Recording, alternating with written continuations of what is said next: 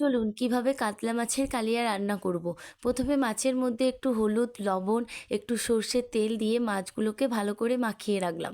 তারপর কড়াইয়ে তেল দিয়ে তেল গরম হয়ে এলে একটা একটা করে মাছ তেলের মধ্যে ছেড়ে দিলাম। তারপরে মাছগুলোকে একটা একটা করে উল্টে দিলাম। মাছগুলো ভাজা হয়ে এসেছে, এবার মাছগুলোকে একটা বাটির মধ্যে তুলে নিলাম।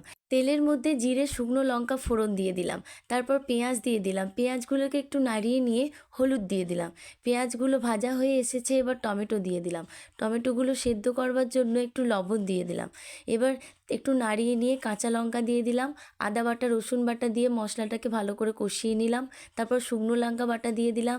জিরে গুঁড়ো, ধনে পাতা দিয়ে মশলাটাকে কষিয়ে নিয়ে জল দিয়ে দিলাম। ঝোলটা ফুটে এসেছে, এবার একটা একটা করে মাছ ঝোলের মধ্যে দিয়ে দিলাম। তো দেখো বন্ধুরা, আমাদের কাতলা মাছের কালিয়া তৈরি হয়ে গেছে। এবার একটা বাটির মধ্যে কালিয়াটা ঢেলে নিলাম। ওপর থেকে একটু ধনেপাতা কুচি ছড়িয়ে দিলাম।